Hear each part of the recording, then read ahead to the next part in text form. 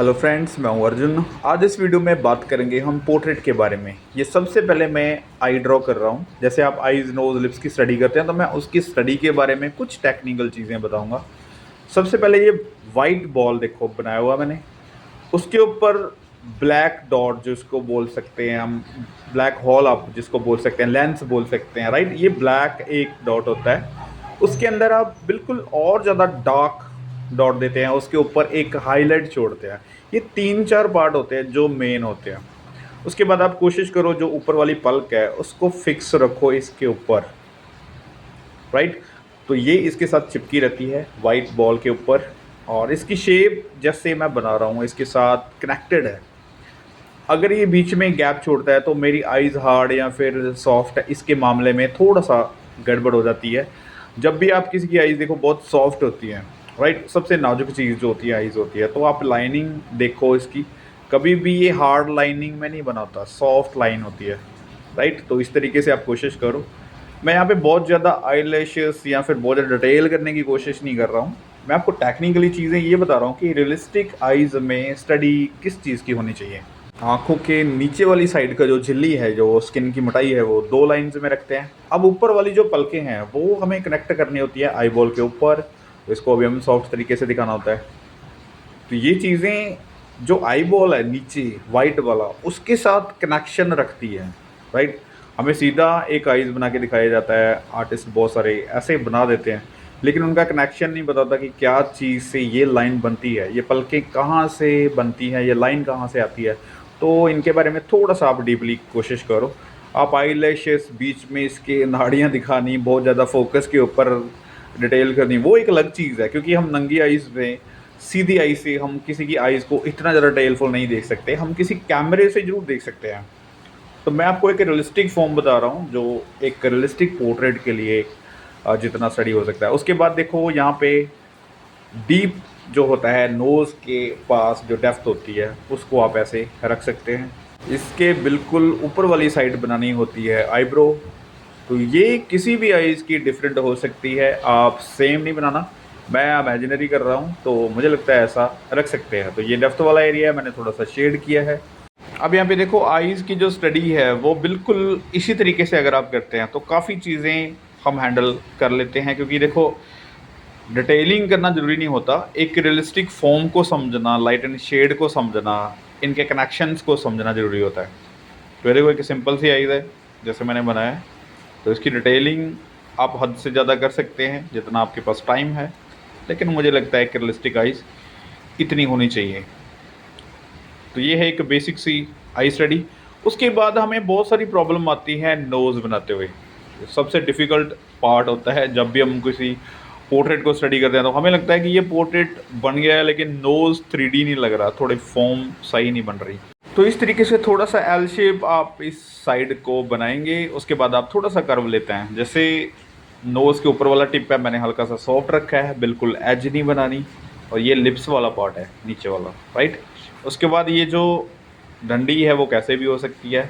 ये हॉल यहाँ पे इस तरीके से दिखेगा, थोड़ी सी मूवमेंट दिखानी जैसे उल्टी सी होती है। उसके बाद यहाँ पे ये वाली फॉर्म ऐड कर देंगे, राइट। तो ये साइड पोज बन गया। नीचे वाला पार्ट जो होता है थोड़ा सा फ्लैट होता है, तो इसकी शेडो बनाना काफ़ी लाजमी होता है जब हम 3D नोज़ बनाते हैं। तो ये ज़रूर रखना है आपने इतनी सी शेडो, और इसको मैं क्लियर कर देता हूँ। और यहाँ पे कुछ हाइलाइट्स। अब इसकी जो हाइट है वो हम ऐसे ज्योमेट्रिकल फॉर्म में, जैसे मैं ये लाइन दे रहा हूँ तो ऐसे एक फॉर्म बन जाती है जिसकी हाइट के बारे में आपको पता चल जाता है, राइट। तो इसकी आपने स्टडी करनी है, मैं थोड़ा सा क्लियर कर देता हूँ। डिटेलिंग करो जितना आपके पास टाइम है, लेकिन इस फॉर्म को ज़रूर याद रखना है। अब मैं आपको बताता हूँ थोड़ा सा फ्रंट लेके, बिल्कुल फ्रंट नहीं, थोड़ा सा हम फ्रंट ले देना उसका। उसके बाद ये देखो वही डंडी इस तरीके से आप लाइनें रख सकते हैं 2। उसके बाद नीचे वाला जो पार्ट है वो ऐसे राउंड भी ले सकते हैं, फ्लैट भी लाइन दे सकते हैं। उसके बाद यहाँ पे जैसे उसकी हाइट है तो वो थोड़ा सा नाप के रखो कि ये वाली दोनों वाली साइड जो है वो बनानी है। टिप के दोनों साइड सेम रख सकते हैं। जब आपका फ्रंट नोज़ है, मैं थोड़ा सा टिल्ट बना रहा हूँ, तो दोनों साइड सेम रख सकते हैं। यहाँ पे ये वाला लाइनिंग इस तरीके से घूमती है।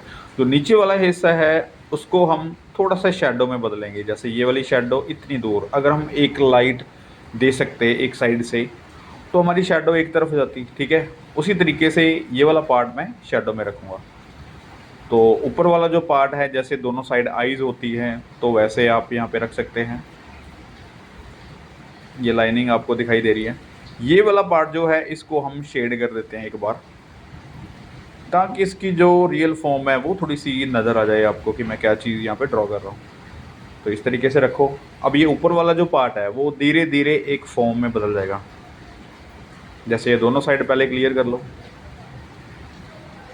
राइट। उसके बाद एक साइड लाइट रखना है, एक साइड डार्क रखना है, उससे एक 3D इफेक्ट आता है। तो कोशिश करो पहले इसकी शेप सही रखो। अब जैसे मैं कोई यहाँ पे रेफरेंस नहीं ले रहा हूँ, रेफरेंस को देके बहुत सारी चीज़ें चेंज हो जाती हैं, हमारी स्टडी में चेंजेस आते हैं। अगर हम सिंपल समझें तो इस तरीके से हम स्टडी कर पाते हैं। जैसे मैंने एक साइड लाइट रखा है, एक साइड डार्क कर दिया, तो अब देखो एक फॉर्म बन के सामने आ गया।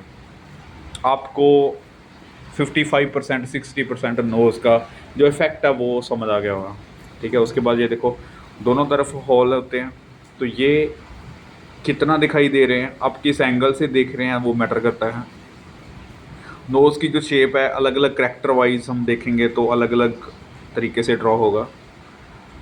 तो इसको इस तरीके से रखेंगे बड़े आसान से। ये देखो अभी नोज़ बन गया है। नीचे मैं बहुत ज़्यादा डार्क नहीं कर रहा हूँ, क्योंकि जैसे हम किसी चीज़ को रिफ्लेक्शन देते हैं तो हर एक चीज़ को आप कोर शेडो और सब्जेक्ट शेडो के बारे में मैं बताऊंगा बाद में, लेकिन यहाँ पे देखो वही चीज़ है। नोज़ की जो नीचे रिफ्लेक्ट करती हुई चीज़ है वहाँ पे मैंने बहुत ज़्यादा डार्क शेड नहीं दी। दोनों साइड, एक साइड में हल्की शेडो दे रहा हूँ, एक साइड में डार्क दे रहा हूँ, क्योंकि जिस साइड से लाइट आ रही है उस साइड से थोड़ा सा शेड कम किया है, और एक साइड से मैंने डार्क रखा है ताकि हम एक लाइट एंड डार्क का जो इफ़ेक्ट है, जो फासला है दोनों में डिफरेंस है, वो हम दिखा सकें यहाँ पे। अब इसकी शेप आप धीरे धीरे शार्प कर सकते हैं, उससे इसका जो उभार है, जो 3D-पन है वो थोड़ा सा और दिखेगा, ठीक है। ये वाला लाइनिंग जैसे हम स्किन का टेक्सचर या फिर कहीं पे भी आप डेप्थ लगेगा।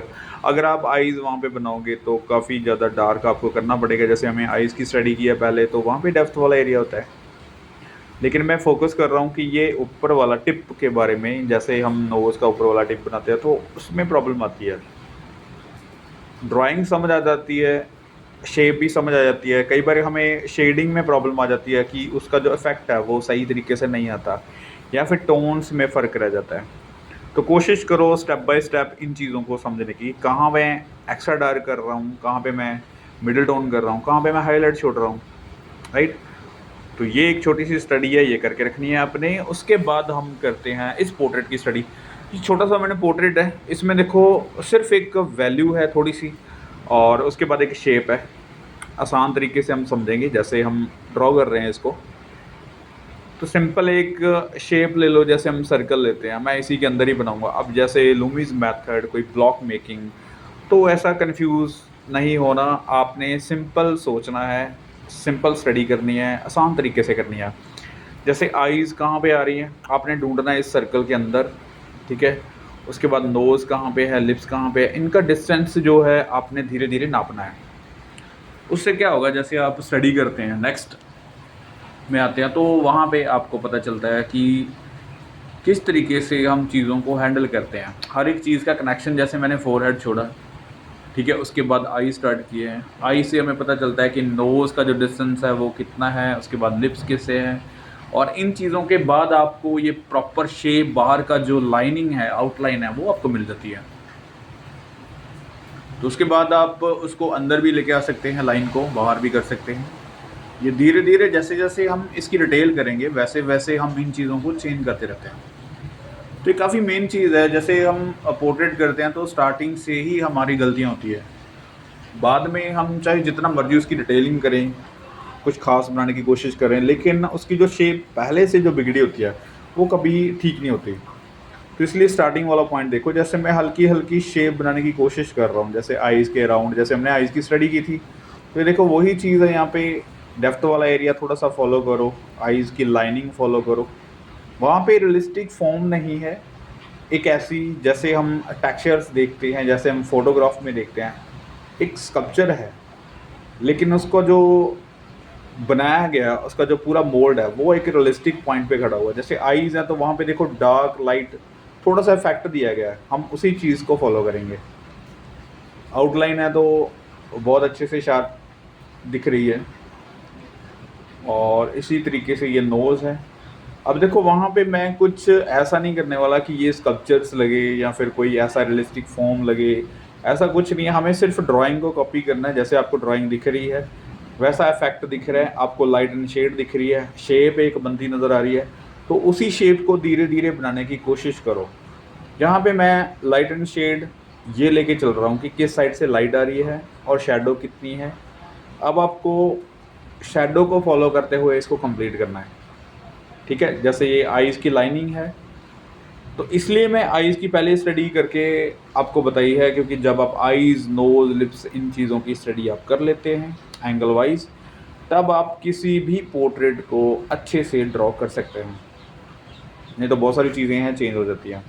आप जैसे इसमें देख रहे हैं नोज़ के अराउंड ये लाइनें, यहाँ पे काफ़ी डेप्थ है, ठीक है। ये शेडो वाला एरिया तो मैं हल्की हल्की यहाँ पे शेड कर रहा हूँ।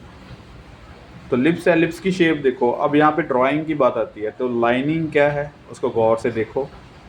जैसे स्माइली फेस है, हल्के से लिप्स हैं, तो इस तरीके से मैं बिल्कुल उसको एग्जैक्ट कॉपी करने की कोशिश नहीं कर रहा हूँ, क्योंकि काफ़ी टाइम लगता है। ये 5-7 मिनट के अंदर हम ये स्केच कर लेंगे, बहुत आराम से कर रहा हूँ फिर भी, लेकिन स्टडी करने के लिए, एक स्केच करने के लिए इतनी सी स्टडी काफ़ी रहती है। और यहाँ पे देखो शेप है, डार्क है, उसके बाद ये आउटलाइन है, धीरे धीरे इसको शार्प रखो। स्माइली लिप्स हैं, आसपास का एरिया काफ़ी डार्क है। यहाँ पे नेक को बनाने की कोशिश कर रहे हैं, ये एरिया काफ़ी डार्क है, तो इसको डार्क कर दो। ये ऐसे फील हो रहा है जैसे इसने सर के ऊपर से कोई कपड़ा बंधा हो, और इसी तरीके से हम उसको ड्रॉ कर रहे हैं हल्का सा। जैसे इसके हेयर है, काफ़ी लाइट है। अगर हम बात करते किसी रेफरेंस से, फोटोग्राफ से, तो ये ऑब्वियसली ये डार्क होता, डार्क शेडो में होता, लेकिन ये बिल्कुल लाइट है। मैं वैसे ही इफेक्ट देने की कोशिश कर रहा हूँ। ये छोटी छोटी लाइनें आपको नज़र आ रही होंगी, जैसे हेयर्स में उसने इफेक्ट दिया गया, ठीक है, किसी आर्टिस्ट ने जैसे वर्क किया है, तो हेयर की जो लय है, जो रिदम है, वो यहाँ पे दिखाया गया है। तो हल्का हल्का हम भी उस स्केच में ऐड कर सकते हैं। जैसे आप कर्व लाइन की बात करते हैं, तो लाइनों को कर्व देना इस तरीके से करो कि सॉफ्ट लगे, और जिस डायरेक्शन में कोई भी वर्क हुआ है, कोई भी ड्रेपरी है, तो उसी डायरेक्शन में पेंसिल को चला के देखो। आपके हैंड की स्टडी होगी, पेंसिल की स्टडी होगी, स्केच भी दिखने में ब्यूटीफुल लगेगा। आपको बहुत ज़्यादा डिटेल करने की ज़रूरत नहीं है। अब ये देखो यहाँ पे डिटेल्स नहीं है, लेकिन कुछ स्ट्रोक्स हैं। बहुत ज़्यादा हमने लाइट एंड शेड टोन्स भी नहीं फिल किया हुआ, हल्का सा इम्प्रेशन देने की कोशिश की है।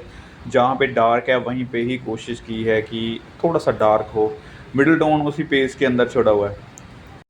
तो जैसे यहाँ तक शेप पहुँच जाती है, उसके बाद आप कुछ चीज़ें ऐड करो, जैसे टोन्स मैं ऐड कर रहा हूँ धीरे धीरे, तो उससे और ज़्यादा ब्यूटीफुल बन रहा है स्केच, उसमें और ज़्यादा डेप्थ आ रही है, राइट। तो धीरे धीरे जैसे लाइट वाला एरिया है वो ज़्यादा शाइन करेगा, क्योंकि जो मिडिल टोन है वो उसमें ऐड हो गया है। तो हल्का सा जैसे हम एक्स्ट्रा में डार्क टोन ऐड करते हैं कहीं कहीं पे जहाँ पे ज़रूरत है, तो उससे हमारे जो टोन्स हैं वो 3-4-5 टोन्स बन जाती हैं, उससे एक अच्छे से मोल्ड हो जाती है चीज़, राइट। उसमें सॉफ्टनेस एंड हार्डनेस में फ़र्क आपको दिखना स्टार्ट हो जाता है। तो इस तरीके से कोशिश करो स्केच करने की, छोटे छोटे स्केचेस करो, इसके प्रपोर्शन सही तरीके से रख के, बहुत ज़्यादा डिटेल ना करके आप ये वाली टेक्निक यूज़ कर सकते हैं। उम्मीद करता हूँ इससे काफ़ी चीज़ें क्लियर हुई होंगी। मिलते हैं नेक्स्ट वीडियो में। Thank you so much.